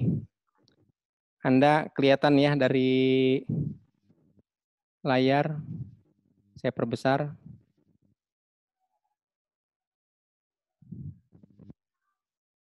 Sekarang saya minta teman-teman semua, siapa yang mau membaca kalimat ini? Silahkan. Siapa duluan yang mau baca kalimat ini? Coba dibuka suaranya, bilang, oke, Abdullah Hasan. Abdullah Hasan, silahkan. Abdullah Hasan, dibaca Pak. Sepertinya saya bahagia. Bisa saja saya bahagia. Mungkin saya bahagia. Bagaimana kalau saya bahagia? Jangan-jangan saya bahagia. Saya rasanya bahagia. Saya memilih bahagia. Saya benar-benar bahagia. Saya selalu bahagia. Oke. Gimana rasanya Pak Abdullah Hasan? Alhamdulillah. Alhamdulillah ya. Oke, Dahlina sekarang, Dahlina. Pak Abdullah Hasan silakan ditutup. Dahlina sekarang yang belum dapat giliran tutup dulu ya suara-suaranya ya. Dahlina silakan buka. Bismillahirrahmanirrahim. Sepertinya saya bahagia. Bisa saja saya bahagia. Mungkin saya bahagia. Bagaimana kalau saya bahagia? Jangan-jangan saya bahagia. Saya rasanya bahagia. Saya memilih bahagia. Saya benar-benar bahagia. Saya selalu bahagia. Oke, gimana rasanya Bu? Plong banget, Pak. Plong banget ya. Alhamdulillah. Apalagi mentok di bawah itu, saya selalu bahagia. Amin, amin. Masya Allah. Oke. Mia Jamiah. Mia, buka Mia. Ya, sudah dibuka. Oke. Mana Mia itunya, orangnya mana? Halo. Ya, hadir. Sip. Ya, bismillahirrahmanirrahim. Sepertinya saya bahagia. Bisa saja saya bahagia. Mungkin saya bahagia. Bagaimana kalau saya bahagia? Jangan-jangan saya bahagia. Saya rasanya bahagia. Saya memilih bahagia. Saya benar-benar bahagia. Saya selalu bahagia. Gimana rasanya? Ya. Ketawa-ketawa sendiri kan? Bahagia itu gampang. Oke. Oke, terima kasih Mia. Silakan ditutup audionya, suaranya silakan ditutup. Sekarang Putri Agung silakan.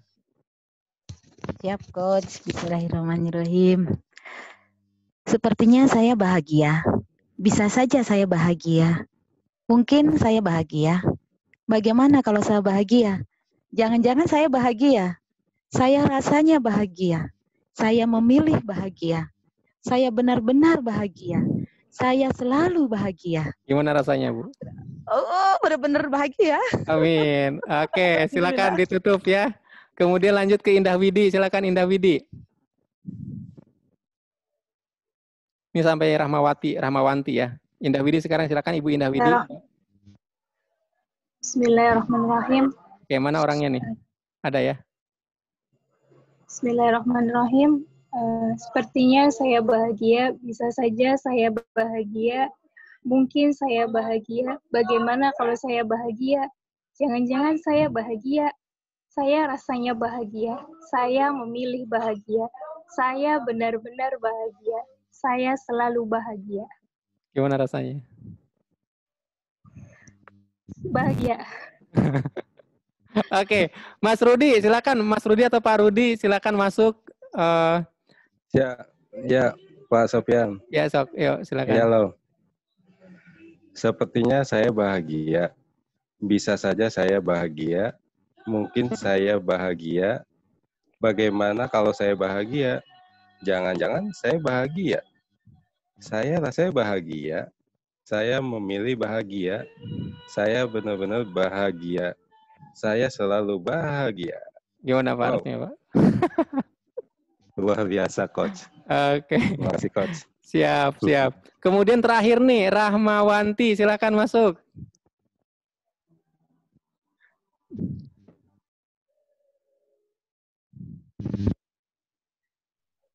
Ibu Rahmawanti ada? Iya, Pak.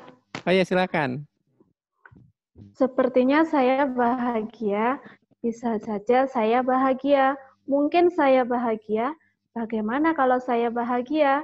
Jangan-jangan saya bahagia. Saya rasanya bahagia. Saya memilih bahagia. Saya benar-benar bahagia. Saya selalu bahagia. Amin. Luar biasa. Oke. Oke, siap. Terima kasih ya. Baik. Nah, teman-teman semua, gampang kan? Cukup mengucapkan dan Anda akan mengalami. Oke? Itu caranya teman-teman semua ya. Nah, sekarang oke, siapa yang mau baca? Ayo. Jangan dibaca dulu. Ayo, siapa yang mau? Jangan dibaca, kalau baca dulu kelamaan. Oke, Dahlina, silakan Dahlina.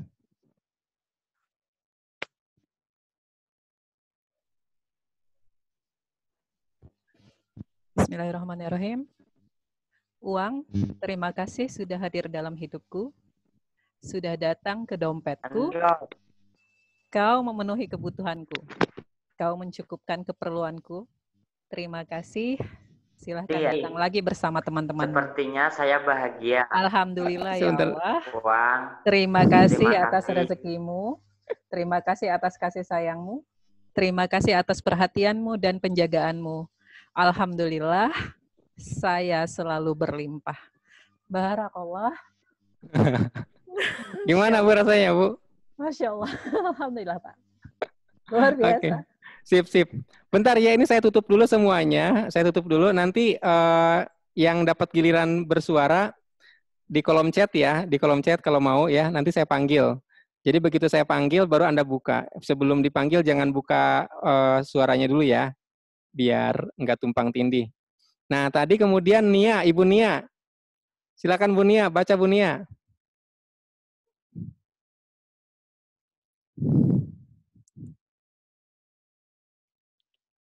Silakan Bu Nia, dibuka dulu Bu Nia, dibuka dulu suaranya. Dibuka dulu mic-nya Bu Nia. Lupa. Bismillahirrahmanirrahim. Saya kira saya nggak dengar. Selalu bahagia ya Om. Oke, silakan. Mangga, mangga. Uang, terima kasih sudah hadir dalam hidupku. Sudah datang ke dompetku. Kau memenuhi kebutuhanku. Kau mencukupkan keperluanku. Terima kasih. Silahkan datang lagi bersama teman-temanmu. Alhamdulillah ya Allah. Terima kasih atas rezekimu. Terima kasih atas kasih sayangmu. Terima kasih atas perhatian dan penjagaanmu. Alhamdulillah, saya selalu berlimpah. Amin.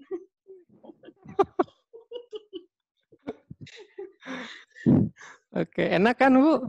Iya. Oke, silakan ditutup Bu Nia. Sekarang Zeda, Zeda masuk Zeda. Uang, terima kasih sudah hadir dalam hidupku, sudah datang ke dompetku. Kau memenuhi kebutuhanku. Kau mencukupi keperluanku. Terima kasih, silahkan datang lagi bersama teman-temanmu. Alhamdulillah ya Allah, terima kasih atas rezekimu. Terima kasih atas kasih sayangmu. Terima kasih atas perhatian dan penjagaanmu. Alhamdulillah, saya selalu berlimpah. Amin. Oke, Zeda bagus. Ramawanti silakan. Mbak Zeda ditutup mic-nya. Ramawanti masuk. Mic-nya dibuka. Ya, Pak. Uang, terima kasih sudah hadir dalam hidupku, sudah datang ke dompetku. Kau memenuhi kebutuhanku, kau mencukupkan keperluanku. Terima kasih, silahkan datang lagi bersama teman-temanmu. Alhamdulillah ya Allah, terima kasih atas rezekimu. Terima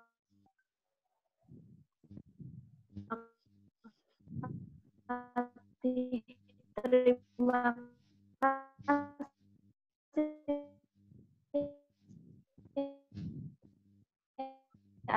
atas kasih sayangmu. Terima kasih atas perhatian dan saya selalu berlimpah. Amin. Oke, sip. Baik teman-teman semua, jadi kesalahan kita teman-teman ketika Anda mendapatkan uang, itu Anda membayangkan penderitaan. Dalam bentuk apa?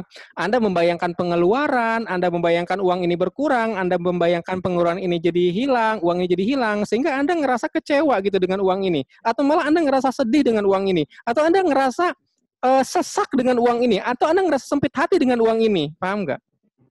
Uangnya dipegang, Anda pegang, tapi perasaan itu tidak bahagia gitu loh.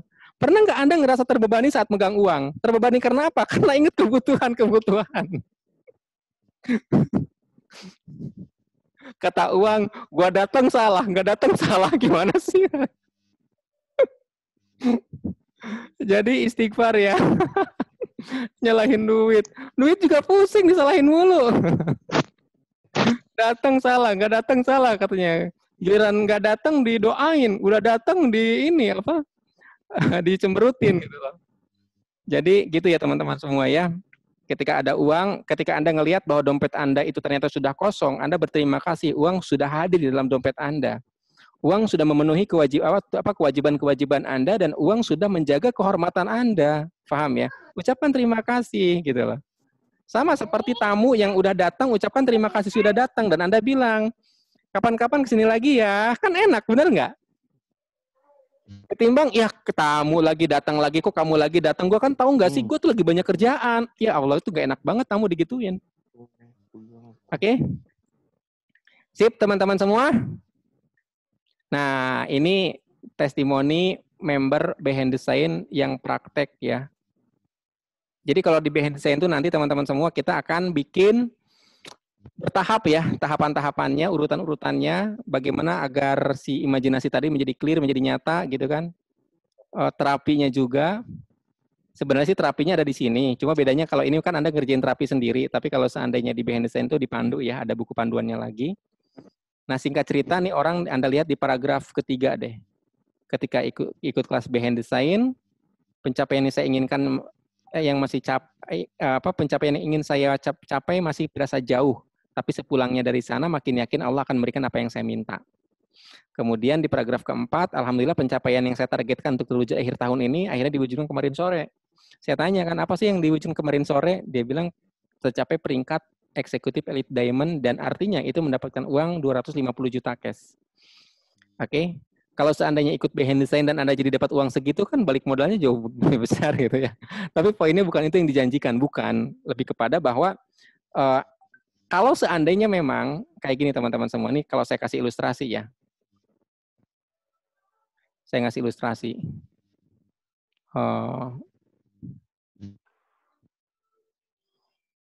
Misalkan Anda ini botol ya. Oke. Nah ini botolnya bagus nih. Ini botol.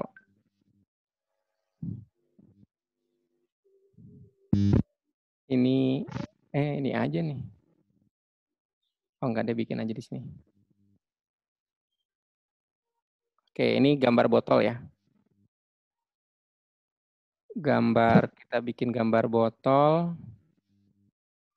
Nah, katakanlah Anda punya botol seperti ini. Nah, lalu di sininya. Oke. Kurang lebih begitulah. Kurang lebih seperti itu. Lalu ada lagi, ini sebuah bak mandi katakanlah. Ini bak mandi gede banget nih. Bak mandi nih di sini nih. Oke. Bak mandi. Anda nampung ya. Bak mandi atau bak mandi kok kayak mangkok ya. Ya mungkin bahasa Sunda mah jolang ya, ember atau sejenisnya lah. Nah, teman-teman semua, rizki itu turun dari langit, tidak memilih, sekali lagi, tidak memilih wadah mana yang harus dipenuhi. Rizki itu turun dari langit, tidak memilih wadah mana yang harus dipenuhi. Hujan tidak pernah memilih penampung. Oke? Ini anggap titik-titik air hujan ya, anggap titik-titiknya bagus dan banyak. Hujan tidak memilih penampung, tetapi kapasitas penerimaan si penampung inilah yang akan memilih sebanyak apa hujan yang bisa diterima. Oke?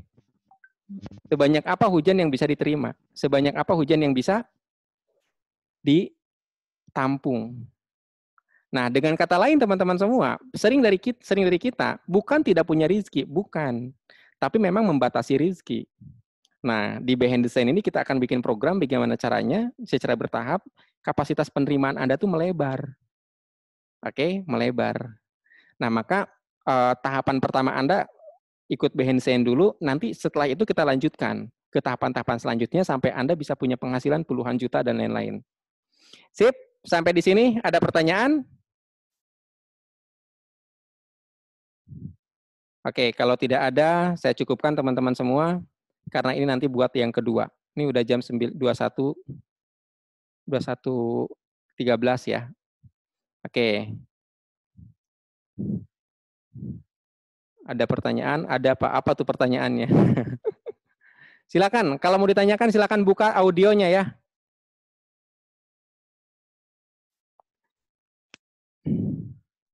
Yang lanjutannya kapan? Minggu depan. Tanggal 14, Pak. Tanggal 14, sekarang kan tanggal 7, tanggal 14. Sama jamnya ya. Oke, ada lagi selain nanyain itu?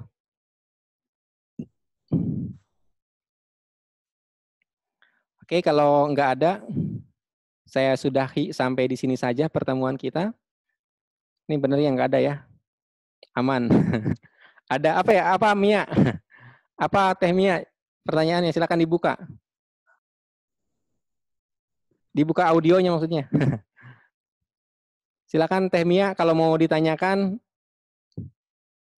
Oh iya, sudah. Bismillahirrahmanirrahim. Ini Pak, saya tuh ya itu yang tadi dibahas gitu ya, sering ya dapat proyek-proyek yang besar. Tapi kadang ya itu kenapa tuh bayangannya susah gitu. Bayangannya kan udah punya duit kan, ibaratnya kan ada duit ya. Udah ada duit dengan si marketing berapa gitu kan, hasil dari kan 10%-nya, berarti 10% dari 30M tuh 3M ya. Nah, 3M tuh berarti bisa buat beli rumah, beli mobil, beli apa, jalan-jalan. Kok yang ada di bayangan saya tuh ngebayanginnya yang nggak enak gitu. Maksudnya Apa tuh yang nggak enaknya? yang nggak enaknya tuh kan punya duit, tapi kayak gimana ya Pak, rasanya tuh kayak apa ya?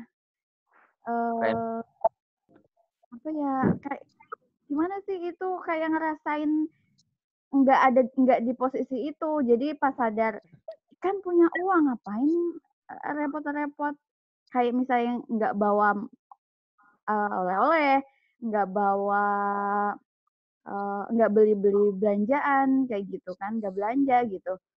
Kan ada uang, kenapa nggak belanja gitu. Jadi kadang yang di pikiran tuh yang nggak sesuai sama duit yang ada gitu. Jadi pas ada duit bener, bingung mau buat apa, akhirnya habis nggak jelas.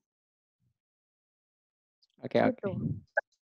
Jadi ini panduan ya, panduan teman-teman semua. Saran saya, Anda kalau bikin imajinasi, itu bikin bertahap. Oke, bikin bertahap. Katakanlah Anda mengimajinasikan di sini 1 juta. Jangan 1 juta deh. 100.000 aja dulu deh. 100.000. Bayangkan 100.000. Bayangkan Anda megang 100.000. Oke, ini 100 RB ya. Kok jadi begini sih tulisannya? Bentar, saya hapus dulu. Mana penghapusnya lagi? Oh, ini dia. Oke, bentar ya. Ini katakanlah 100.000 teman-teman semua. Anda bayangkan 100.000. Lalu, setelah itu Anda bayangkan punya 1 juta. 1 juta itu nolnya berapa, Mia? 6. Nolnya berapa? 6. 6. Tuh kan? Nolnya berapa? Tuh kan? Mia belum bisa ngebayangin 1 juta, udah pengen ngebayangin 1 miliar. Bayang nggak? Ngerti nggak? Sekarang saya tanya, Mia, 3 miliar itu nolnya berapa, Mia?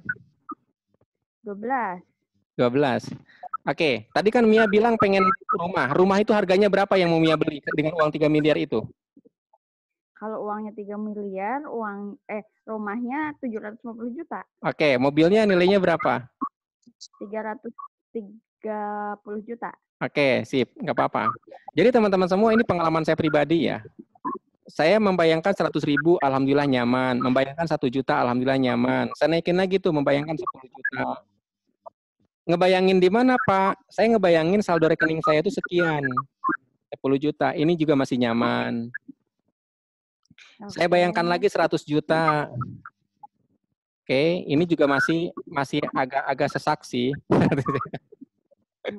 Agak sesak. Nah, tapi ini saya jujur aja ya. Saya ngebayangin 1M nih. Itu di sini penolakannya gede banget. Saya ngerasa ini butuh nembus berulang-ulang nih pas di sini. Padahal cuma ngebayangin loh. Yang namanya ngebayangin kan nggak pakai modal, setuju nggak? Betul, Jo. Nah, tapi gimana cara kita mendobraknya? Jadi gini, di satu sisi kita pengen kaya, tapi jangan lupa kita pernah memprogram diri miskin. Ingat nggak dengan tadi? Nah, itu juga kan harus melawan diri. Jadi caranya gimana? Caranya teman-teman semua, Anda harus mencintai diri sendiri dulu. Iya. Sepanjang Anda tidak mencintai diri sendiri, Anda nggak bisa. Uang itu hanya benda, tetapi Anda adalah ruhnya. Sepanjang Anda tidak mencintai diri sendiri, Anda tidak akan mencintai pakaian yang Anda kenakan, uang yang Anda miliki. Bisa difahami? Dasarnya dari situ. Makanya enak ngomongnya. Misalkan Mia nanya, bagaimana Pak solusinya? Nanti baca buku ini ya. Ini bukunya lagi di perjalanan untuk Mia. Oke, nanti baca buku ini ya. Tapi goals-nya adalah mencintai diri sendiri. Nanti setelah ini beres, Anda masuk ke YouTube saya. Sebentar, YouTube saya kasih tahu ya. Anda tonton YouTube video ini.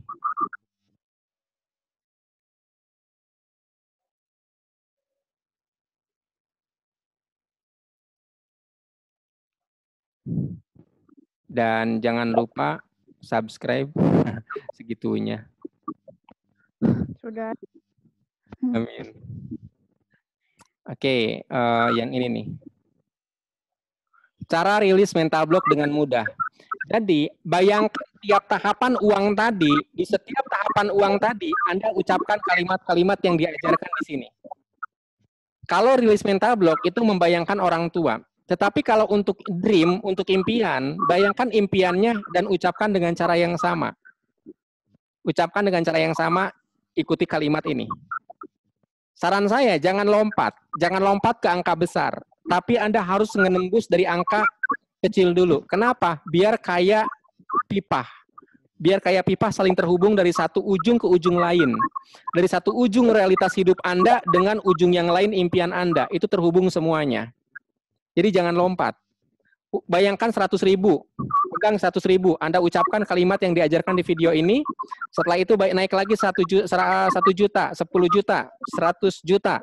Atau bila memang dari 10 juta, Anda nggak usah 100 juta, 50 juta dulu. Atau senyamannya Anda lah. Oke teman-teman semua. Itu yang saya praktekkan. Dan goal saya, itu saya dapat penjualan nilainya itu bisa mencapai 15 juta. Di mana saya itu udah lama nggak jual dengan laba 15 juta gitu loh. Tapi dengan metode itu saya dengan mudahnya ngejual 15 juta laba saya tuh. Oke? Oke. Jadi Anda yang dagang-dagang, bayangkan omsetnya. Oke, untuk minggu depan link ininya ya, link apa Zoom meetingnya sama ya untuk minggu depan ya. Jadi Anda save untuk minggu depan linknya ini. Oke, sip, gitu ya teman-teman semua. Dan rekaman ini ada rekamannya. Cuma kalau rekaman tuh harus saya edit dulu. Nah, kalau saya sempat bisa saya edit. Kalau saya nggak sempat ya wassalam tuh. Beberapa rekaman lalu juga belum saya edit. Oke teman-teman gitu ya. Dan sebelum kita akhiri, mari kita berfoto bersama. Cie, foto bersama. Ada ya istilah foto bersama. Ayo, yang mau mukanya ditampilkan. Ayo cuci muka. Yang tidur tadi. Aduh. Sip, kita foto ya. 3. Mana nih wajah-wajah terbaiknya? 3, 2, 1. Sip, halaman pertama. Halaman kedua. Nih di halaman kedua banyak sekali yang hitam-hitamnya. Pada keluarin apa? Layarnya nih pada cuma muncul nama-nama doang. Tapi baiklah, nggak apa-apa. Oke, yang kedua. 1, 2, 3. Baik, terima kasih teman-teman semua. Oke, terima kasih teman-teman atas waktu, atas perhatian, atas semangatnya. Dan mudah-mudahan ini jadi amal jariah kita. Dan tugas Anda selanjutnya adalah promosikan pertemuan ini. Anda boleh share di mana? Di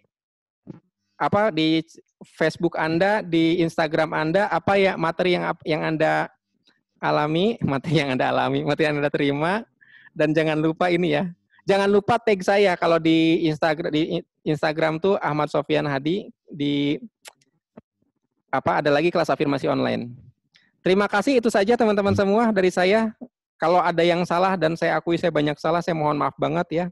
Salah kata, salah ucap, salah perasaan, salah apalah, banyak kesalahan saya ya. Tapi kalau seandainya ada yang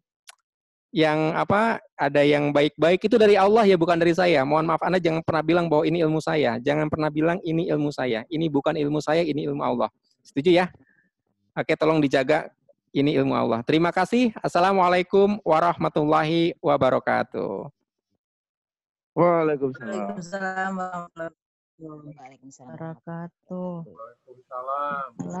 warahmatullahi wabarakatuh. Terima kasih, Coach. Sama-sama. Selamat. Terima kasih, Pak.